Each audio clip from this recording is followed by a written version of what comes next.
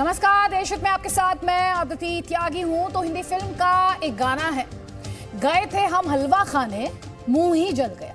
Supreme court में नुपुर शर्मा के साथ कुछ ऐसा ही हुआ है आज। पैगंबर पर आपत्तिजनक टिप्पणी करने वाली नुपुर शर्मा के खिलाफ दिल्ली से लेकर महाराष्ट्र और पश्चिम बंगाल से लेकर बिहार तक कई मामले दर्ज हैं।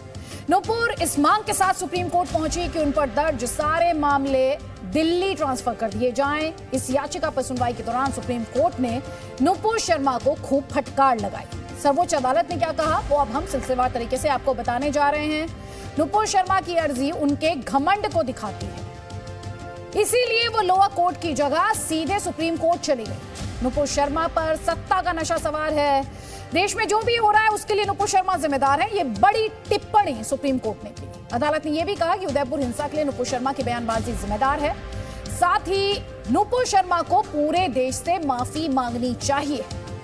आपको ये बताना चाहेंगे, नुपुर शर्मा बार बार ये कह रही थी कि उनकी जान को खतरा है। अदालत ने कहा आपकी जान को खतरा है या आप खुद देश की सुरक्षा के लिए खतरा बन गई हैं। और इतनी फटकार के बाद नुपुर शर्मा को अपनी याचिका वापस लेनी पड़ी। नुपुर शर्मा को अदालत की फटकार के बाद विपक्ष के निशाने पर नुपुर शर्मा से ज्यादा आए बीजेपी और प्रधानमंत्री मोदी।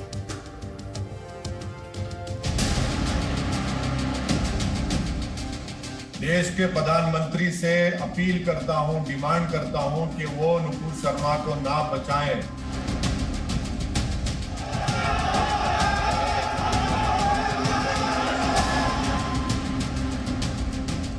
नुपुर शर्मा कान पकड़ के माफी मांग लेगी तो क्या भाजपा माफी नहीं मांगेगी?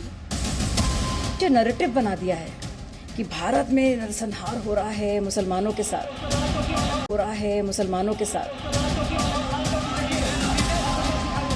उदयपुर में कन्हैया लाल की गला काटकर हत्या कर दी गई। क्या इसके लिए नुपुर शर्मा जिम्मेदार है? प्रयागराज से लेकर रांची तक पुलिस पर पत्थर फेंके गए। क्या इसके लिए नुपुर शर्मा जिम्मेदार है?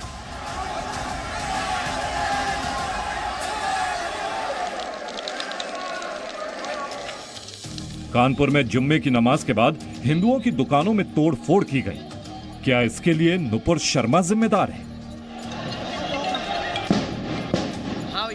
इन सभी सवालों का जवाब है सुप्रीम कोर्ट की टिप्पणी। पैगंबर पर आपत्तिजनक टिप्पणी करने वाली नुपुर शर्मा की याचिका पर सुनवाई करते हुए सुप्रीम कोर्ट के जज जस्टिस सूर्यकांत ने 5 बड़ी बातें कही। पहली बड़ी बात, उदयपुर की घटना के लिए नुपुर की बयानबाजी जिम्मेदार है। दूसरी बड़ी बात, देश में जो हो रहा है उसके लिए नुपुर शर्मा जिम्मेदार है। तीसरी बड़ी बात, नुपुर शर्मा का बयान भावनाएं भड़काने वाला था। चौथी बड़ी बात, नुपुर शर्मा ने माफी मांगने में देर की, वो भी शर्त के साथ। पांचवी बड़ी बात, नुपुर को टीवी पर पूरे देश से माफी मांगनी चाहिए। सर्वोच्च अदालत की इस टिप्पणी ने विपक्ष को बीजेपी के खिलाफ हमला बोलने का बहुत बड़ा मौका दे दिया, क्योंकि नुपुर शर्मा ने विवादित बयान बीजेपी की प्रवक्ता के तौर पर दिया था। इसीलिए निशाने पर बीजेपी है और ओवैसी के निशाने पर प्रधानमंत्री नरेंद्र मोदी। क्या देश के प्रधानमंत्री अब दोबारा उनको ये सब बातें सुननी पड़ रही हैं? अभी भी वो रिएक्ट नहीं करेंगे कि देश के प्रधानमंत्री क्यों नहीं रिएक्ट करना चाह रहे? प्रधानमंत्री को समझना चाहिए कि सस्पेंशन पनिशमेंट नहीं है। हम प्रधानमंत्री से अपील कर रहे हैं कि आप सिर्फ नुपुर शर्मा के प्रधानमंत्री नहीं हैं, आप देश के 133 करोड़ जनता के प्रधानमंत्री है, जिसमें 20 करोड़ के करीब मुसलमान भी हैं। आपको ये भी देखना पड़ेगा। तो हम प्रधानमंत्री से पूछना चाह रहे हैं कि नुपुर शर्मा को कब तक बचाएंगे? क्यों नहीं अरेस्ट करवाते आप? असदुद्दीन ओवैसी ने प्रधानमंत्री नरेंद्र मोदी से पूछा कि हैदराबाद में होने वाली बीजेपी की नेशनल एग्जीक्यूटिव मीटिंग में नुपुर शर्मा को किसने बुलाया?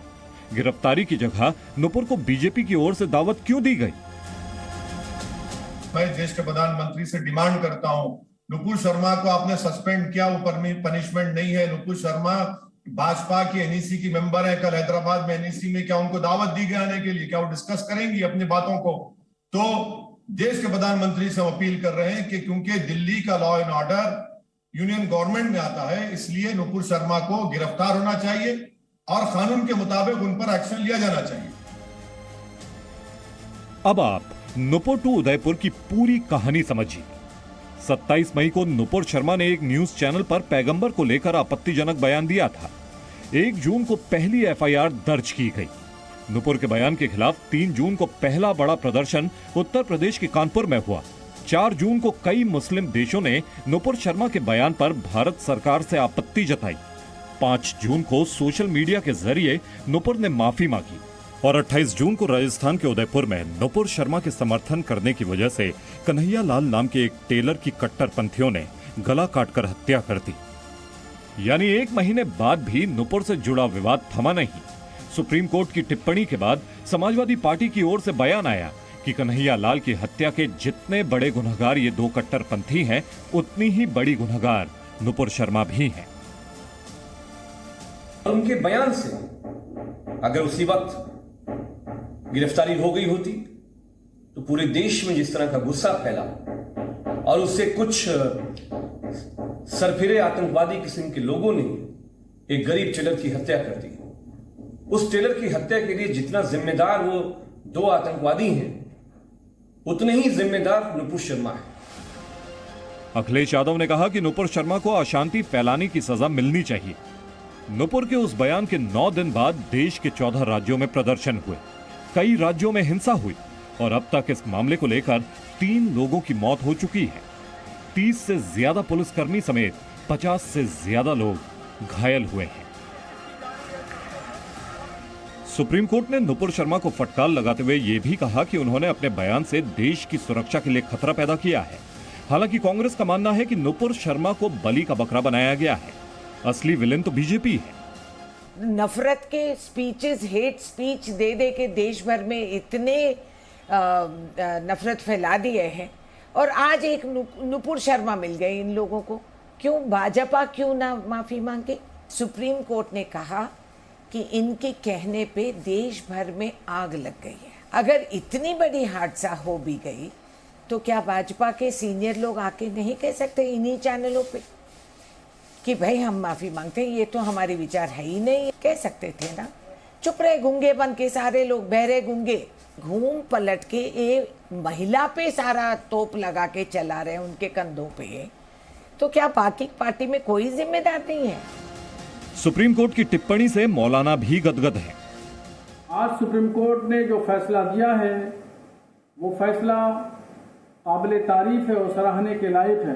पूरे हिंदुस्तान में बदअमनी फैली हुई है, इसकी जिम्मेदार सिर्फ और सिर्फ नुपुर शर्मा है। अगर इन्होंने इस तरह के गलत बयानात न दिए होते तो ये सूरत हाल पैदा नहीं होती। तो फैसला सुप्रीम कोर्ट का बहुत अच्छा है और इसको हुकूमत हिंद को नोटिस लेना चाहिए और जल्द से जल्द नुपुर शर्मा की गिरफ्तारी होना चाहिए।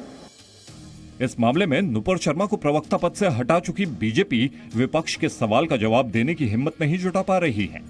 लेकिन अयोध्या में रामलला के मुख्य पुजारी आचार्य सत्येंद्र दास नुपुर शर्मा के बचाव में आ गया है। उसने पहले भगवान शंकर का अपमान किया, जो वहाँ बैठा डिबेट पर ही बात हुई है, तो भगवान शंकर के अपमान किया, उनके खिलाफ बोला, तो नुपुर शर्मा ने भी इस बात को बोल दिया। इस पर इतनी बवाल है, यहाँ तक कि उसके समर्थन करने वाले की हत्या हो जा रही है। जो कोर्ट है उस पर उस बात को लेकर के और फटकार लगाई है, उसको समझना चाहिए कि कौन सी परिस्थिति रही, किस परिस्थिति में नुपुर शर्मा ने बोला। जो बोला वो सत्य बोला और सत्य बोलने वाले भी यदि विरोधी प्रचार करने में सक्षम हो जाएं तब उनका सत्य जो है बोलना वो भी असत्य हो जाता है। जैसे नुपुर शर्मा का असत्य भी असत्य हो गया। नुपुर शर्मा अलग अलग राज्यों में अपने ऊपर दर्ज मामलों को दिल्ली में ट्रांसफर कराने की याचिका लेकर सुप्रीम कोर्ट गई थी।